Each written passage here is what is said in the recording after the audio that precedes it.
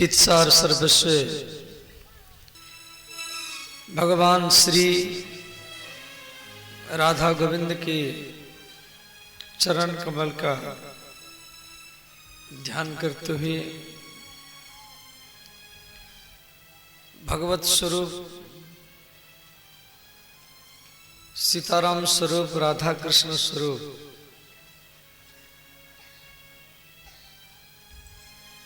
शिव पार्वती स्वरूप आप सब श्रोताओं के चरण में प्रणाम है।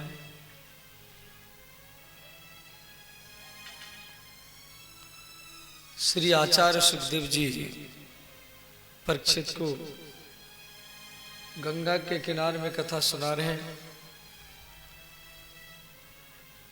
और वही कथा को हम लोग लौकाही में श्रवण कर रहे हैं।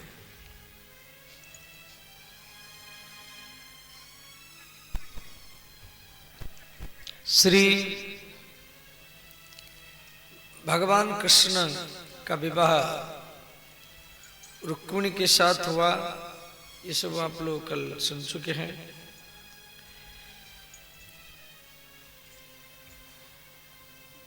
भगवान कृष्ण के 8 पटरानी हैं। तो प्रथम पटरानी है रुक्मिणी।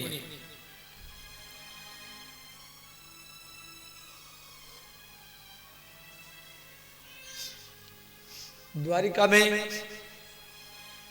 सत्राजित नाम के व्यक्ति था, उसी के बेटी के नाम है सत्यभामा।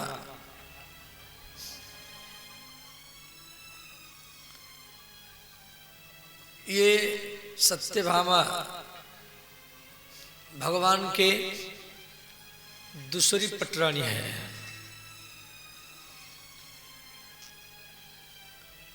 श्री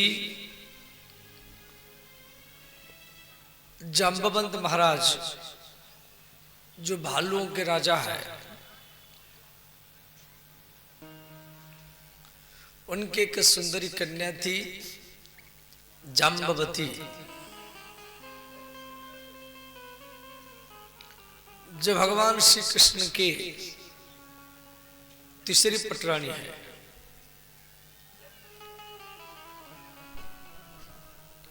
यमुना एक रूप में नदी है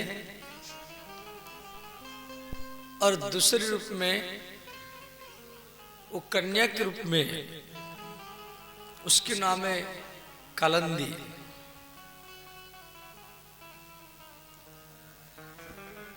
वो कृष्ण को पति के रूप में पाने के लिए तपस्या कर रही थी।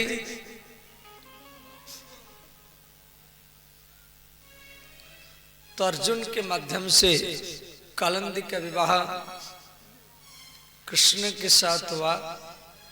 ये भगवान के चतुर्थ पटरानी है। प्रथम पटरानी रुक्मिणी जो महालक्ष्मी का अवतार थी, दूसरी पटरानी सत्यभामा जो पृथ्वी का अवतार थी। माने जिस पृथ्वी पर आप बैठे हैं यही पृथ्वी धरित्री वसुंधरा सत्यभामा के रूप में भगवान कृष्ण की पत्नी बनी है। जाम्बवती ये पार्वती के अंशावतार है और कालिंदी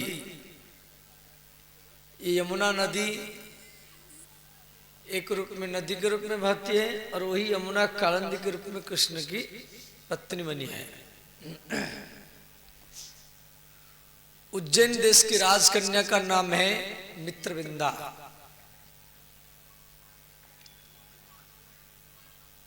उसके पिता का नाम है अनुविंद महाराज, जो अपनी बेटी के लिए उज्जैन में एक स्वयंवर रचना किए।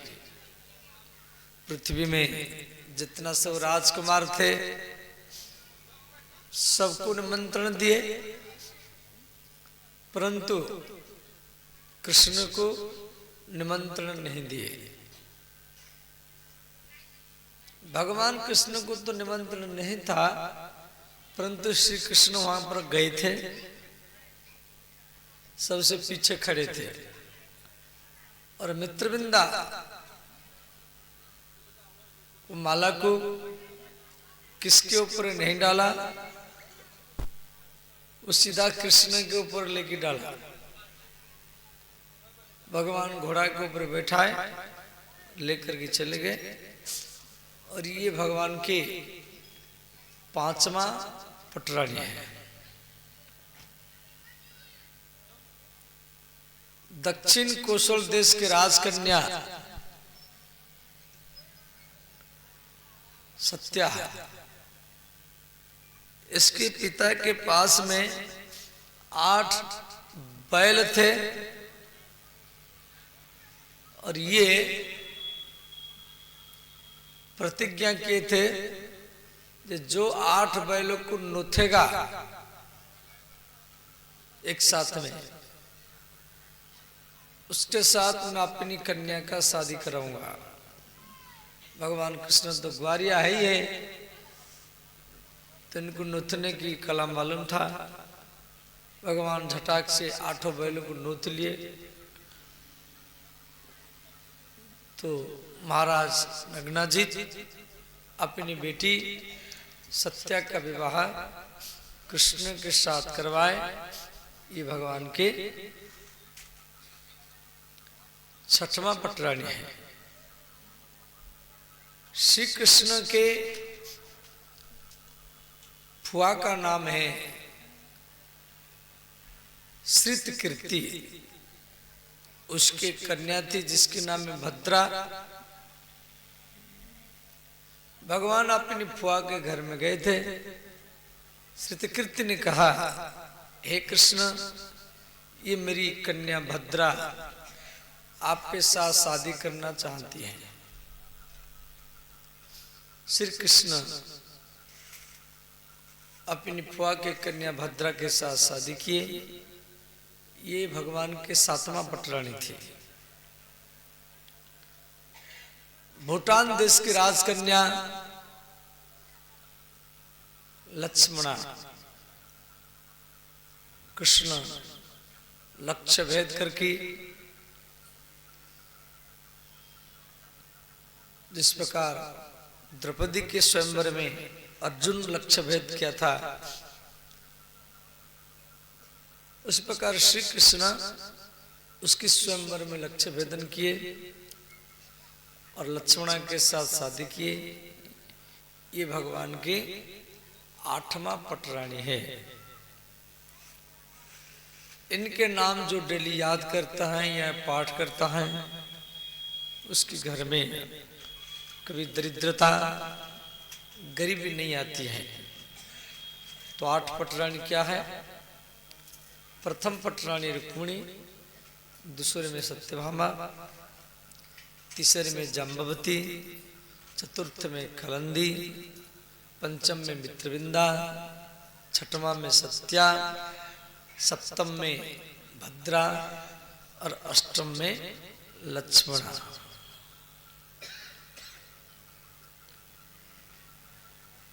भगवान कृष्ण के प्रथम पटरानी रुक्मिणी एक पुत्र जन्म दिया जिसके नाम है प्रद्युम्न।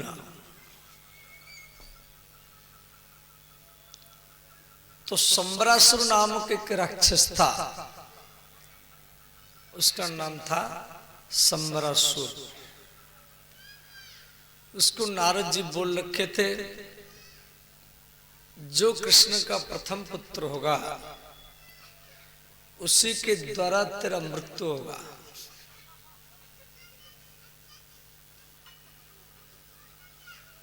और तो नारद जी के बात को मान करके संबरासुर ने क्या किया, अर्धरात्र में द्वारिका में पहुंचा। वो छोटा सा बच्चा जो कुछ दिन का है, 1 महीना का है,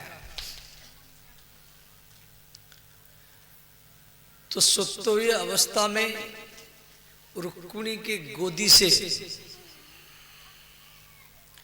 संबरासुर और बालकों को रात में चोरी करके ले गया और उसी बालक को लेकर के बम्बे के पास में जो समुद्र है उस समुद्र में लेकर के फेंक दिया। संबरासुर निश्चिंत हो गया, जिसके द्वारा मेरा मृत्यु लिखा हुआ था वो बालक मर चुका है, अब मैं नहीं मरूंगा। विधि का विधान है, वो बालक नहीं मरा। एक बड़ी मछली वो बालकों को निगल गई। मछली की पेट में बालक सुरक्षित रहा। एक केवट एक मल्लाह मछली पकड़ रहा था, उसकी जाल में वो मछली आ गई। मछली बड़ी होने के कारण केवट वो मछली को लेकर के राजा संबरासुर को दिया। संबरासुर खुश हो गया, जब मेरे देश का केवट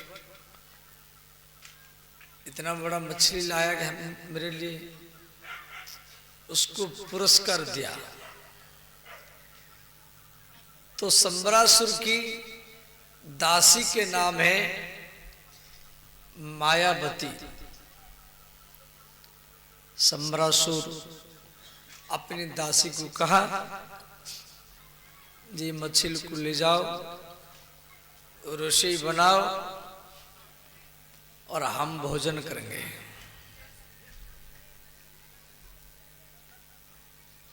संबरासुर की दासी मायावती जब मछली को काट रही थी तो मछली से वो बालक मिला।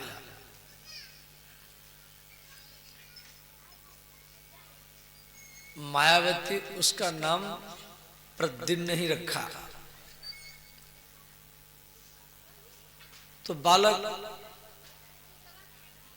का पोषण मायावती ने किया और उसको ऐसा जड़ी बूटी मायावती खिलाई, वो 4-5 साल में 16 वर्ष का युवक जैसे बन गया।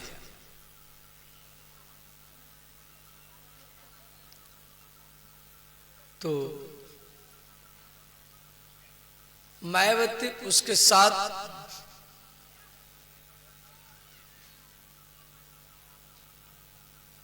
पत्नी जैसा व्यवहार दिखाई, स्त्री जैसा। तो प्रद्युम्न मायावती को कहा, आप तो मेरे माँ हैं, परंतु मेरे साथ स्त्री जैसा व्यवहार क्यों दिखाती हैं? तो मायावती ने कहा, मैं आपकी माँ नहीं हूं, मैं आपकी स्त्री हूं। तो प्रद्युम्न का कैसे? ये कथा भागवत में, शिव पुराण में और रामचरितमानस में भी है। ये जो मायावती है ये कामदेव की पत्नी रति है और प्रद्युम्न जो है इस स्वयं कामदेव का अवतार थे। जब भगवान महादेव त्रेता युग में शिव जी का शादी नहीं हुआ था तो तारकासुर नाम का एक राक्षस संसार में उत्पात मचा रहा था।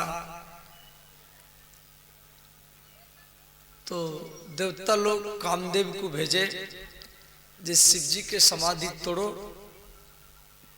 तभी इनका शादी होगा और उनका पुत्र कार्तिकेय के द्वारा तारकासुर राक्षस का मृत्यु होगा। तो ये कामदेव ने क्या किया, देवताओं का बात मान करके शिव जी के ऊपर काम बाण चलाया। काम बाण क्या होता है? स्पृश्या भवति मोहाय, स्पर्श करने से मोह पैदा हो, दर्शन देखने से ताप पैदा हो, स्मरण करने से शरीर में उद्वेग पैदा हो, ये सब काम का लक्षण होता है। स्पर्श करना, दर्शन करना, याद करना। देखो, ये जो आंख है, ये आंख में काम का प्रवेश होता है। काम का प्रवेश इन्हीं आंखों में होता है। खराब चित्र देखना, खराब वीडियो देखना, आजकल बच्चे से यही काम करते रहते और प्राय दिन भरी सब मोबाइल में देखते रहते हैं। मन उनका बिगड़ जाता है, पढ़ाई में मन लगता नहीं है और फिर लिविंग रिलेशन बना लेते हैं। ये लिविंग रिलेशन हमारे शास्त्र में नहीं है। फिर उसके बाद में लड़का लड़की को छोड़ देता है, तलाक हो जाता है। ये सब अब धीरे धीरे भारत में घुस रहा है। शादी से पहले कोई भी रिलेशन नहीं है। तो ये जो आंख है, इसमें काम का प्रवेश होता है, काम का विनाश होता है तीसरा आंख से। तीसरा आंख क्या है ना? ज्ञान नेत्र। और ये ज्ञान नेत्र सबके पास होता है, आपके पास में भी है। केवल शिव जी की बात नहीं, आपके पास में भी है।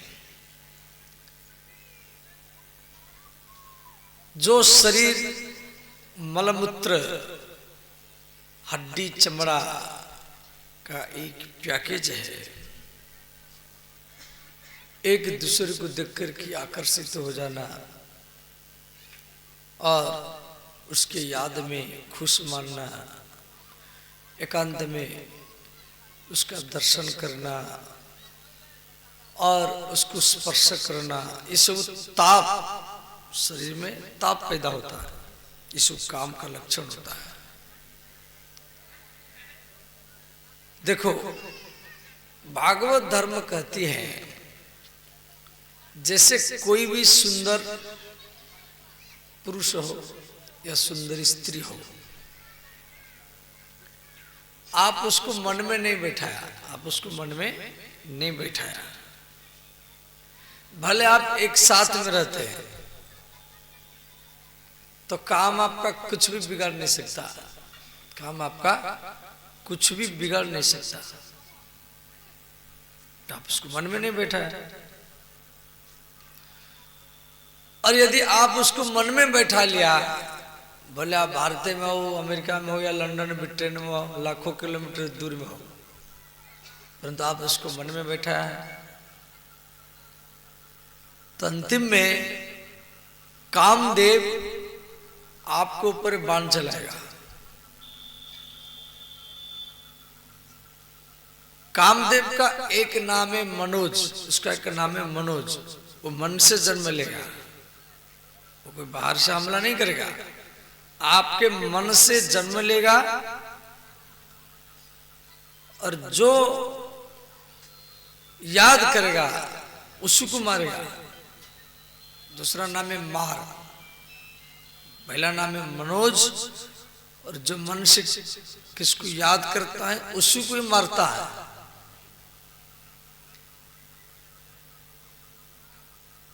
तो श्री भगवान महादेव के ऊपर वो कामबाण चलाया। तो भगवान शिव अपनी तीसरी नेत्र के द्वारा कामदेव को भस्म कर दिए। कामदेव मरने के बाद में उसका शरीर नहीं रहा, इसलिए इसका और एक नाम पड़ा अनंग। अनंग, अंग जिसका ना हो, अंग माने देह, शरीर जिसके ना हो। तो उस समय कामदेव की पत्नी रति शिव जी के पास से रोने लगी, बोली महादेव मुझे मेरा पति चाहिए। भगवान शिव बोले जब द्वापर युग आएगा, श्री कृष्ण का यदुवंश में अवतार होगा और कृष्ण का जो प्रथम पुत्र होगा वही तेरे पति होगा। ये बात भागवत में है और शिव पुराण में तो ही है और रामचरितमानस में भी है। जब यदु वंश कृष्ण अवतारा, जब यदुवंश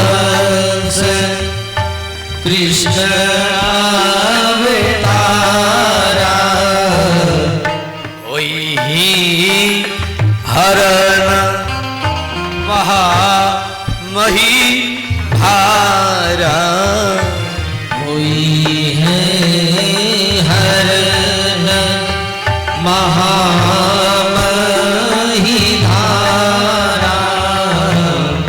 कृष्ण तनया वही पति तोरा, कृष्ण तनय होई पति तोरा, बचनु अन्यथा होई न मोरा, बचन अन्यथा होई न मोरा।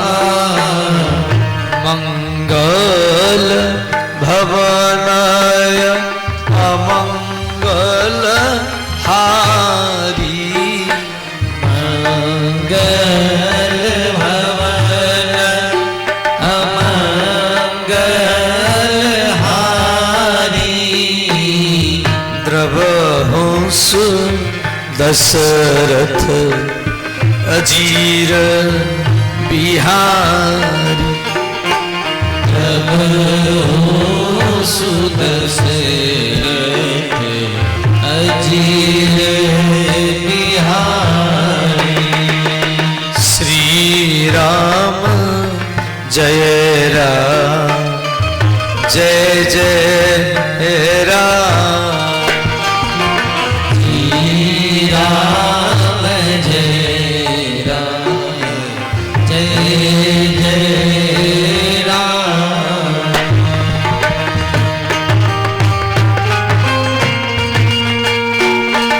सब गाइए, दोनों हाथ उठा कर गाइए।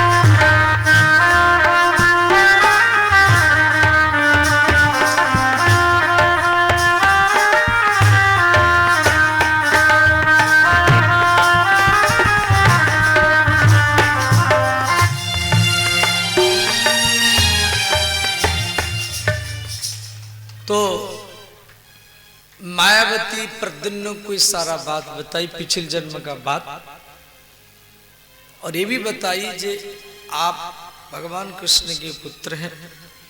इस संबरासुर आपको चोरी करके ले आया था, समुद्र में फेंक दिया था, मछली के गर्भ में आप सुरक्षित रहे। और तो मायावती प्रद्युम्न को माया विद्या सिखाई, और प्रद्युम्न संबरासुर में भयंकर युद्ध हुआ। युद्ध में संबरासुर का मृत्यु हुआ। श्री प्रद्युम्न और मायावती दोनों आकाश मार्ग में द्वारिका में पहुंचे। जैसे प्रद्युम्न द्वारिका में पहुंचे तो भगवान कृष्ण का सबसे बड़ा और प्रथम पुत्र है, तो कृष्ण जैसा वो सुंदर था। तो जितना द्वारिका के सब स्त्रियां थी सब दौड़ दौड़ करके आ गई, सोच में लगी कि शायद ये भगवान कृष्ण है। तो रुक्मिणी देख करके रोने लगी। रुक्मिणी मन में सोची, यदि मेरा पुत्र जीवित होता तो इतना बड़ा हो जाता।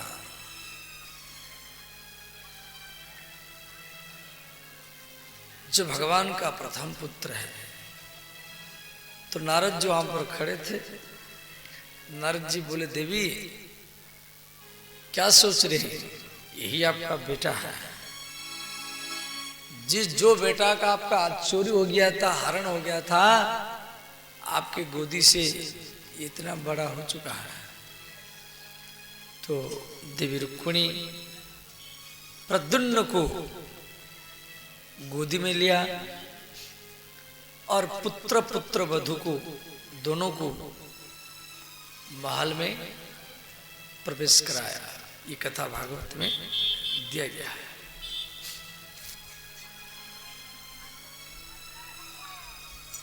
श्री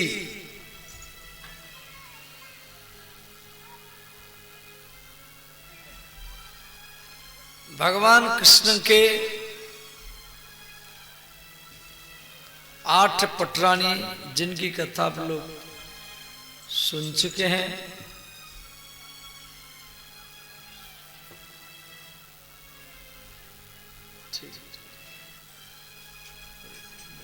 बाबा का दर्शन था।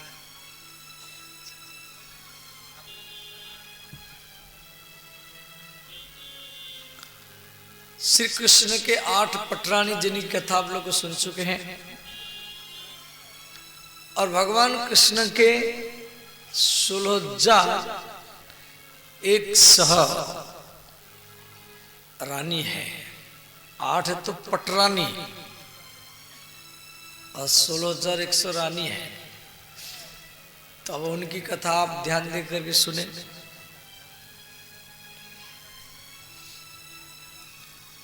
पृथ्वी जिस पृथ्वी पर आप बैठे हैं, पृथ्वी के बेटा का नाम है भौमासुर।